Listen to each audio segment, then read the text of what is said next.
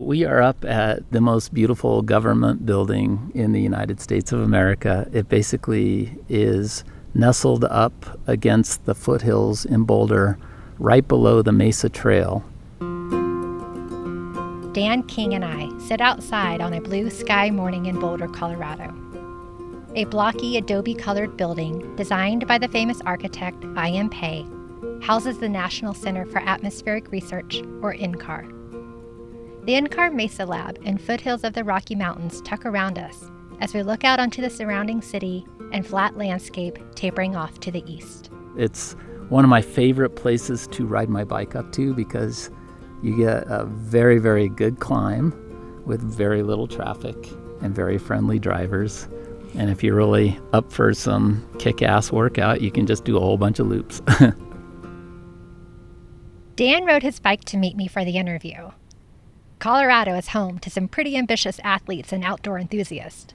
Dan, he's one of those. I've been a competitive athlete since I was young. I started running when I was in high school, and I've continued to run pretty much my whole life. I do multi-sport endurance athletics. I do triathlon, and I especially love still to run as a master's athlete. My most notable accomplishment as an athlete has been being the first person in the world to run under 4 minutes 50 seconds for the mile over the age of 60. He grew up in Colorado Springs and went to college in Boulder in the 80s. He remembers running inside the university's field house and feeling how poor indoor air quality would impact his performance. That awareness has stayed with him. When you exert yourself at a really high level of intensity as an athlete, it does different things to your breathing than when you're just sort of, let's say, out for a walk or out for an easy jog. I feel it outdoors as well on the days that I train hard. In the summer times here, Colorado used to seem like the bad air days were pretty infrequent, and now it's kind of like, I'm not sure it's a really great place to train in the summer times. In 2020, during the heart of the pandemic lockdown, Dan noticed the difference the reduced traffic had on the air. Because nobody was driving anywhere to work, and it was amazing how much the air quality improved around here. It was tangible and palpable how much better it was. You experience it and you feel it viscerally, you feel it physiologically.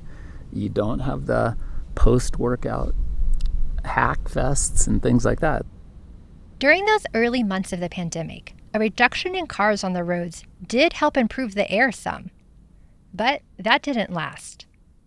And then that same summer, Colorado had a major wildfire season that would smoke up the air for days on end.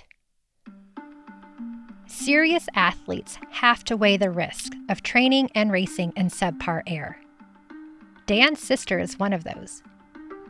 A few years ago, she was pursuing a world record in Oregon while wildfires were burning miles away. She wanted to break the American record for 20,000 meters and 25,000 meters, which they run on a track. But it was probably air quality index number maybe in the 150s. And she went and ran her guts out for 2 hours on a track. And it left such a residual breathing set of complications for her. She's better now, but it took years before that cleared through her system. Dan faced his own dilemma when he had an opportunity to break another record on a day when wildfire smoke polluted the air. I wanted to break the American record for the mile. It wasn't going to be a ratified record, but I still wanted to do it. On the one hand, your brain is saying, this is my one opportunity to do this. I need to do this.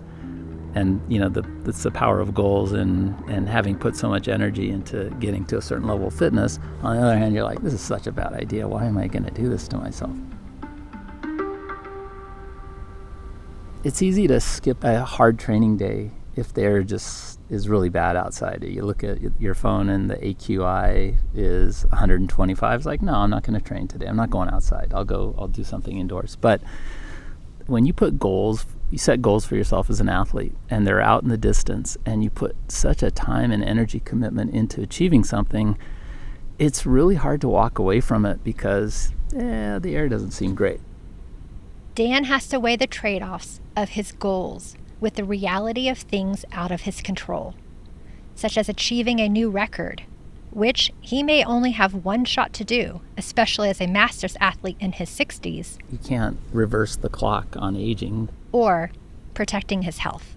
Subjecting yourself, your physiology, to bad air at that level of intensity is not a great thing for you, but you don't know how bad it is. And until you've done it to yourself, you can kind of talk yourself out of that it's going to be that bad. And then once you do it to yourself, you're like, wow, this has left sort of, I'll just call it lasting damage, Is it lifetime lasting? I don't know, but it's definitely damage. I realize I'm privileged in life. I've been successful in my business career. I've been successful in my athletic career. And I'm also a person who doesn't have to be subjected to the really deleterious effects of bad air because I don't have any choices and I don't have options. I know that I'm lucky in that regard, and I also feel for people that don't have those options and those opportunities. We have to figure out how to be better in that regard. What's really progress when you really think about it that way, right? Our species is way too near-term focused and not looking out far enough.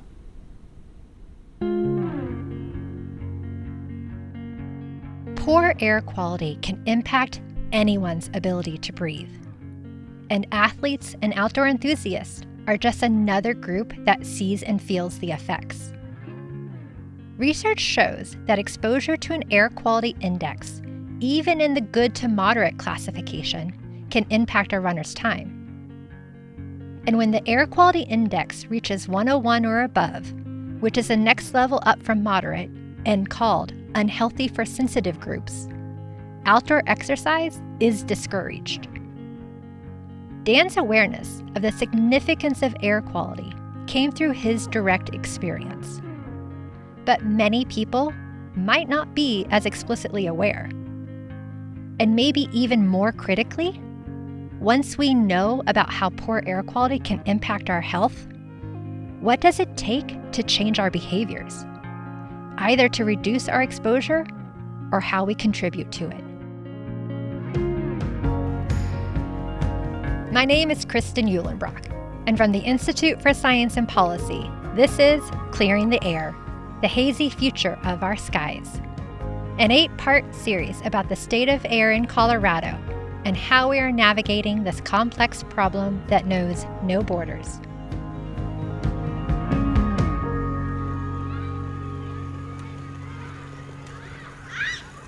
So it has our school logo with our mascot, which is the bulldog.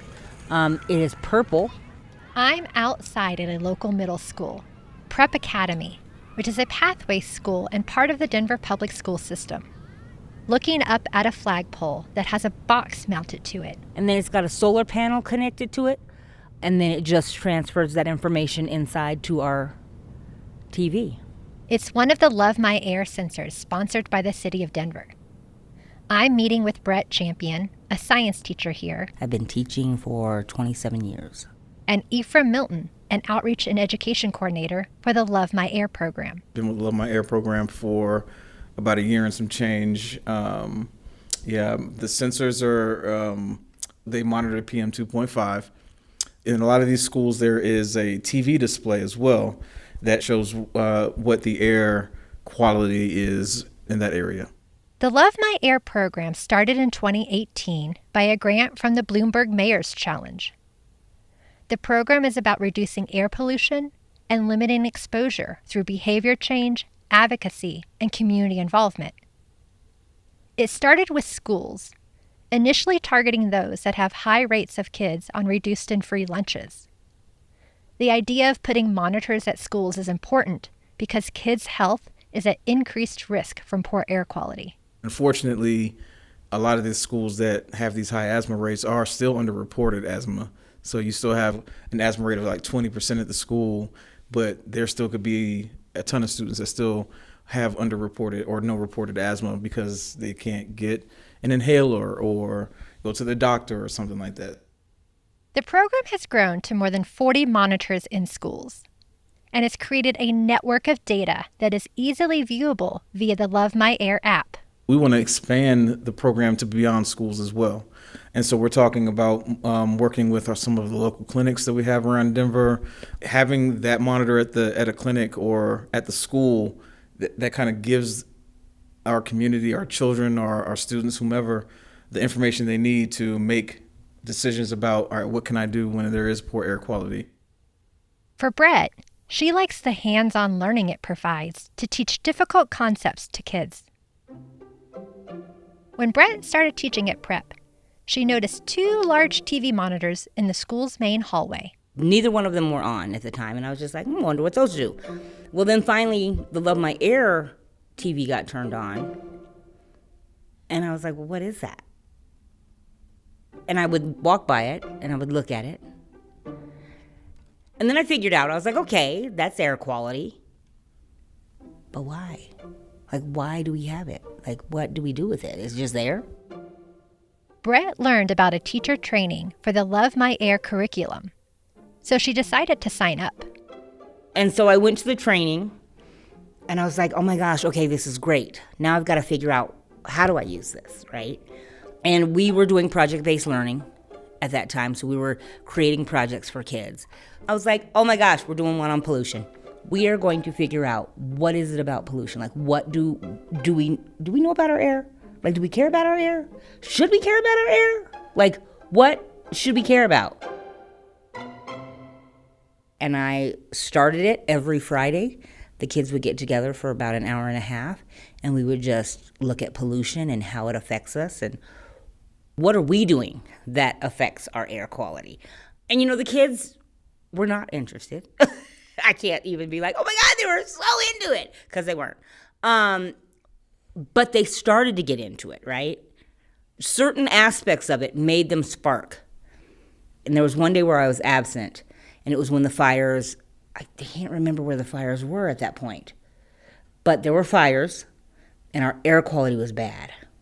And I was out that day, and the kids, I came back on Monday, and they were like, oh my gosh, the air quality monitor, it was red. And I was like, what do you mean? They were like, the thing was red. It was green, it was yellow, we've seen it there. It was red this time. They were like, you could see it too. And I was like, okay, so now they were beginning to understand, if you can visibly see it, that means it's really bad, right? She also recently taught a high school summer course where she continued her growing experiment around air quality education. I was like, okay, you guys are field researchers. I want to know, what is our air quality up here? The first day, I made them go out to a busy intersection and count cars. I said, and then I want you to tell me, how many times do you see visible emissions coming from a car? And so 4 times a day for a month, they would go out and stand on a corner, and they would check how many cars, how many trucks. And then we introduced the air quality monitors. So they had to learn how to use those first, so we used them in an isolated situation, and then I put them out there. And then we looked at idling. What does idling at the stoplight look like versus idling in a drive-through? What does indoor air quality look like versus outdoor? And which is better? And which is polluted worse?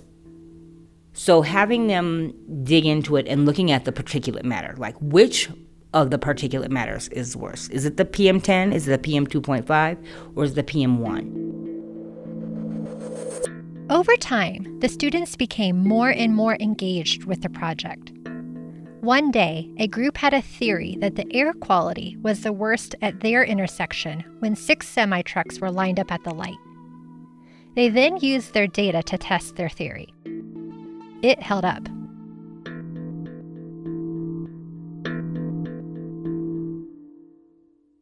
When Brett told her students about public transit being free for 2 months of the summer, they got excited. They were like, oh, maybe more people will ride public transportation and it will lighten up on the cars. Because then they also noticed how many people are in cars when they stop at the stoplight.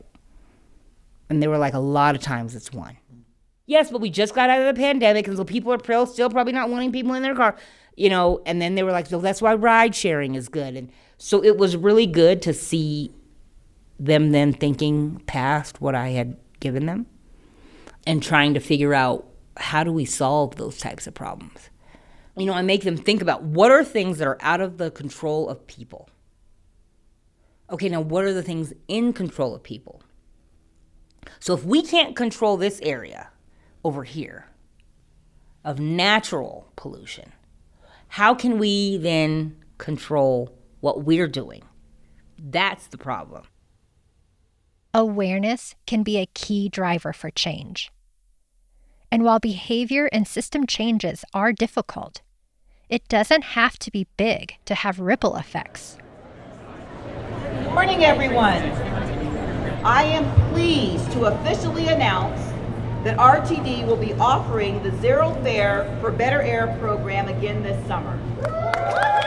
For the second year in a row, the Regional Transportation District, RTD, made ride fares free for everyone on public transportation during July and August. And the timing was intentional. These are two of Colorado's worst months for ozone formation. The goal, get people out of their cars. Last year's feedback from customers bears out the fact that if people try something new, they can change their behavior.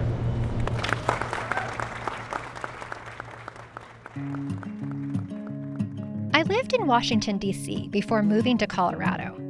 And for about 8 years, I didn't own a car. It was easy to get around the city because of great public transit. But I knew moving out west that it would be way more difficult to get around without a car, so I bought one. Because Colorado, like many Western states, is car-centric, often due to how we've developed the land for our cities and roads. In Denver, 75% of all daily trips are done by people in cars, as compared to walking, biking, or public transportation. Public transportation has had fits and starts in Colorado. And as it currently exists, it isn't really robust enough to solve our transportation emissions challenge. But increased ridership can make an impact if it reduces vehicle trips. Taking public transit might be impractical for some, or an inconvenience for others. A survey conducted last year by the Colorado Fiscal Institute found that travel time, reliability, and cost are significant barriers for people to use public transit. Then there are those who might just need the motivation. That's why Bonnie Trowbridge thinks we should be more conscious of our overall impact and options when we think about how we move people and goods. When we're out talking to people, we're like, if you need to go somewhere, first think about walking. If you can't walk, take a bus. If you can't take a bus or a train, depending on where you live. And if that doesn't work for you, take the cleanest car that you can. Make sure that, you've tuned it up so that it's not spewing out the bad emissions and that, you're not idling. Bonnie is the executive director of Drive Clean Colorado. Drive Clean talks a lot about transportation equity and how important it is that everyone has the ability to get to where they need to go, whether that's to school or to work or to a doctor's office. So we want to make sure that people on a very basic level have that access. Drive Clean Colorado provides support and assistance with things like incentives or information about reducing what's known in the transportation world as vehicle miles traveled. Because transportation is one of the largest sources of ozone precursors in Colorado. One of the programs that Bonnie and her team run is called Drive Electric Colorado, which is about spreading the word and reducing friction to convert people to electric vehicles. We have about 50 to 60 volunteers now, and most of them own at least one EV, electric vehicle, and they come and just talk to people. Here's what it's like for me to drive my Bolt every day. I've had it for 3 years, and here are some of the problems that I've had, and here are some of the ways that I love it. So that whole connecting with someone who isn't a salesperson, who has this real experience, has been really powerful. A challenge with some behavior change is the fear of something new and unknown, or that it will be a hassle. Fears that I hear do stem mostly from charging. So there's a group of people who have garages and have a plug in their garage, and an EV is perfect for them. You just plug it into the wall and it'll charge. There are a lot of people, though, who don't have garages. So the concern for people who don't have garages is, where am I going to charge?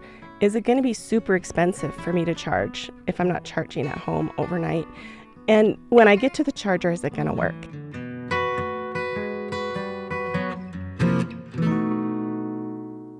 For some, there are actual barriers to adoption. Many homeowners have access to garages, but home-based charging for renters can be a big challenge. We're still early in the game when it comes to building infrastructure for reliably charging EVs. But there has been significant progress.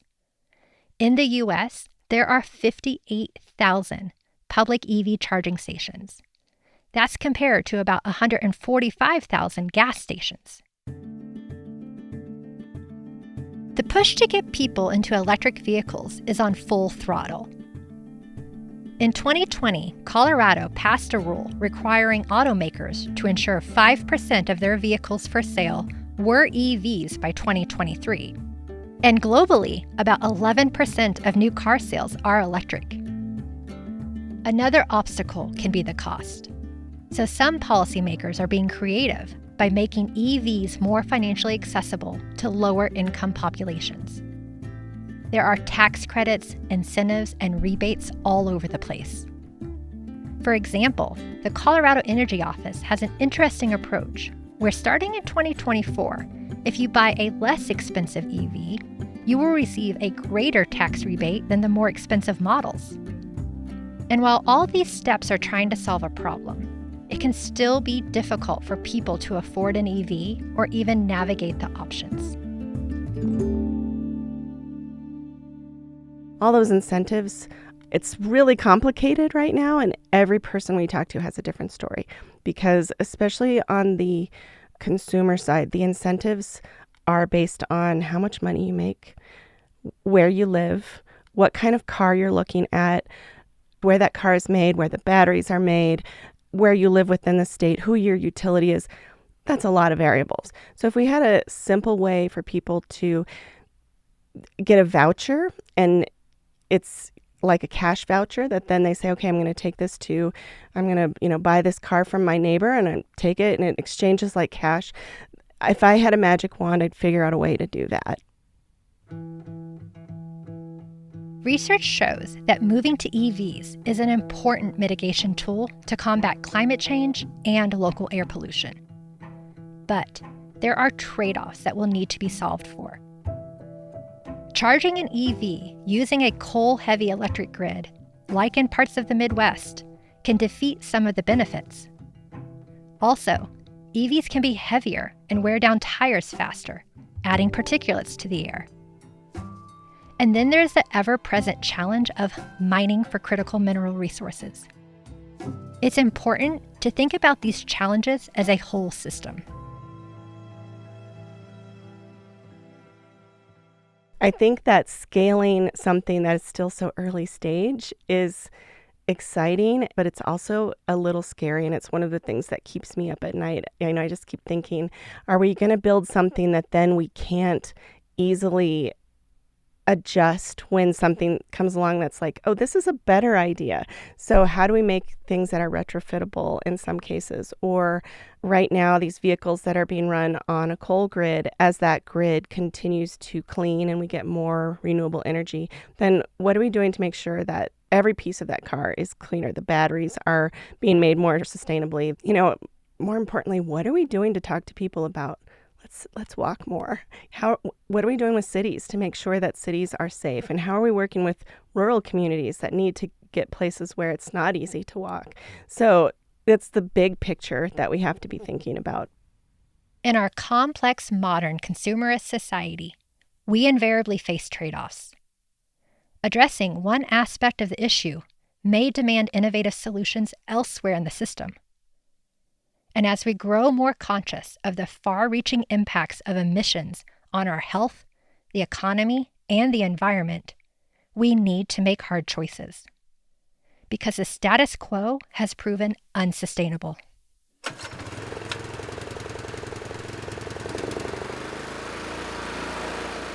In the heat and sun of summer, homeowners and landscapers fire up their gas lawn mowers to cut the heavily watered grass many of us grow, despite the semi-arid climate of Colorado's high plains.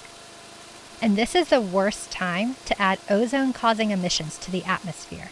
Folks would tease me when I got my first electric lawnmower, and everyone's used to the big rumbling noisy gas-powered mowers that you smell like fuel when you're done, and exhaust, and you spilled some in the driveway when you filled it up anyway. Now I'm, mowing the lawn with this thing that hardly made any noise, and man, and so, what are you doing, vacuuming the grass? It was like, no, leave me alone. I'm just cutting the lawn here. You wish you were me. Meet the congenial Mike Silverstein. I'm the executive director of the Regional Air Quality Council. I've been with the RAC, as we're called, for almost 5 years now as the executive director. And I grew up with the Environmental Protection Agency in the late 1980s, early 90s, and then moved over to the state of Colorado and worked for the Department of Public Health and Environment for 25 years. Mike grew up in Colorado, and like many we've spoken with, he also remembers Denver's brown cloud and appreciates how far we've come in improving air quality in the region. His work with the RAC seeks to ensure that we keep improving. We're not a regulatory agency. We don't have the authority to tell anybody what to do. We're an advisory body, and we're a group that implement programs like education outreach and incentive programs and encouraging voluntary activities. The RAC is the lead planning agency across 9 counties in the ozone non-attainment area of the Front Range of Colorado. The governor appoints the board members. They range from heads of agencies to politicians to business leaders to those with scientific and technical expertise. Building out stakeholder groups and finding common ground is a big part of their work to move the needle on air quality. That's really the purpose of the RAC to begin with. Back in 1990, the Clean Air Act said for these large non-attainment areas and these big urban areas, you should have what's called a lead planning agency to work at the local level, pulling together transportation and business and industry and citizens together, because ultimately the state is responsible for improving air quality and implementing programs. But the state is pretty clumsy at working with people at the local level. When you start looking at the landscape of actors working in air quality, it can start to feel pretty daunting. It's hard to understand who does what, who has what authority, how does an idea get enacted. So here's my short policy 101 on how all these groups intersect. Legislators lay the groundwork by passing bills, providing overarching policy directives. Then government entities like the Colorado Department of Public Health and the Environment craft intricate proposals to fulfill these mandates. The Air Quality Control Commission uses its authority to create rules, carefully selecting which proposals warrant adoption. Other entities like the RAC contribute their own policy concepts, enriching the discussion at various junctures, and even lending support to program implementation.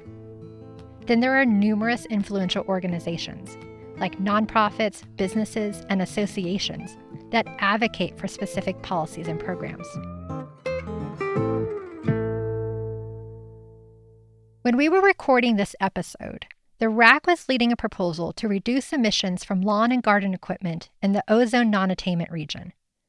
Because while these might be things that we don't give much thought to, they are the 4th leading contributor to Front Range emissions. We've changed our natural environment to this artificial place that we live in. We're not supposed to have lawns and trees and, look at the prairie, drive, 10 minutes east of town. That's what our environment is supposed to be. But of course, we don't live like that. And so we have to burn gasoline to take care of our lawn. We're basically saying that has to stop. We need to incentivize the electrification of the equipment. So yeah, you still mow your lawn, but it's with electric. It's zero emission. Or we're looking at regulatory approaches that restrict the sale of gasoline equipment going forward. Okay, what you have now, use it. But in the future, you're only going to be able to purchase electric because that's our air quality need. The natural transformation to electric is happening, and proposals that we're considering now might speed that up and make it mandatory in the future. Since we talked with Mike, Colorado's governor signed an executive order requiring state agencies to phase out their gas-powered lawn and garden equipment by 2025. The intent is to lead by example with the government fleets for now, while looking at incentives for the public and businesses to transition. Restrictions on what people can buy or use can sometimes be controversial. Policymakers have to consider the cost and try to find a reasonable approach that doesn't place an undue burden on people who, for example, rely on this equipment for their livelihoods. That's why phased approaches and incentives are most politically palatable. Gas-powered lawn equipment is another example of trade-offs between how fast and who bears the cost of transitioning away from emissions-based activities. And sometimes it might not be about dollars and cents. It just might be about our behavior, habits, or convenience. We want to do what we want to do when we want to do it, as much as we want to do it without anyone telling us anything. That's just human nature. That's why Mike believes we need a range of options for people to choose from. There is no one solution. If we went to zero driving today, we wouldn't achieve the summertime ozone standard. If we shut down the entire oil and gas industry, we wouldn't achieve the summertime ozone standards. If we close the Suncor refinery, we'd see local benefit in the region around Suncor. But the Suncor refinery is less than all the emissions from mowing our lawns on a typical day, far less. So there is no one magic bullet. That's why it's important to look at everything comprehensively. So with no magic bullet, that means lots of solutions need to be on the table. Some that people might easily accept, and others that might be contentious. Take, for example, the story of eTrip, an employer traffic reduction program that was modeled after similar programs in other non-attainment areas around the country. It was proposed in Colorado in 2021. Basically, it says that if you're a large employer, you have to help your employees get to work in a more efficient way. So your goal is to get your folks to carpool, ride the bus, transit, walk, bike, telework, whatever it is, 1 day a week, 2 days a week. There were different levels of compliance that were envisioned. We didn't anticipate the furor of advocates on the other side that basically turned the whole story into something it wasn't. Said the regulation will require everyone to move within 10 miles of where they had to work. The regulation said nothing like that. And then the governor caught wind that we were working on this. It was moving its way up for consideration by the State Air Commission, and the governor pulled it. The experience shows how in politics, buy-in, timing, and messaging matter. On hot summer days, when the ozone risk is high, the RAC broadcasts messages on digital highway signs as a way to raise awareness. Messages like, ozone alert, refuel after 5 p.m., skip the trip, exercise indoors. You're getting witness by tens of thousands of drivers going by on the highway. Granted, they're already in their car and we're asking them to skip a trip or to telework, but our messaging is tomorrow, can you make this change? I think what we have to get better at is forecasting a little further in the future so we can say, it's Monday, Wednesday potentially is going to be that ozone action day, or Thursday. Plan ahead and take action. The challenge is, how accurate is it? Because everyone gets really hooked on the accuracy of things. If you forecast something and it doesn't come true, you have egg on your face. You told us it was going to be a high ozone day and it rained all day. Of course it's not a high ozone day. It's a rainy day. Those are good air quality days. Even if the signs don't change human behavior today, the hope is they'll raise awareness of the urgency of Colorado's air quality and remind each of us that there's something we can do to help. The little things that we just kind of accept in our lives have these side effects, and it's these side effects that we're always chasing. How do we manage the side effects? We're never going to eliminate them. We can't be perfect. We don't have to be perfect, but we have to be better. Transitioning from awareness to concrete action poses a formidable hurdle. It requires a profound shift in our individual and collective actions. And we might have to traverse a terrain where our inherent self-interest stands in stark juxtaposition to the greater good. Or our access to resources may limit our aspirations. Because regardless of whether we create the right incentives and let people know how to take advantage of them, a common theme of our human condition is that changing our minds and behavior is hard. In this dynamic between intention and action, we grapple with the difficulty of making meaningful change. And no one will deny that we are undergoing a major societal transition, because science has become increasingly clear about the impacts of emissions to our health, our society, and our climate.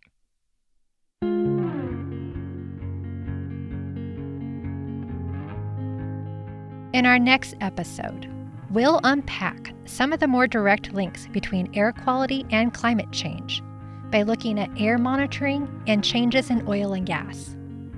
What are the things happening today to stem the tide of emissions? And what are the trade-offs being made?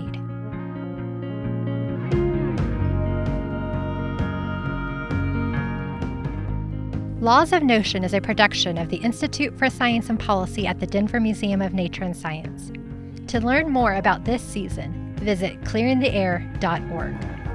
I'm your host, Kristan Uhlenbrock. This episode was written by me and Meredith Sell and produced by Tricia Waddell with help from Nicole Delaney and fact-checking by Kate Long.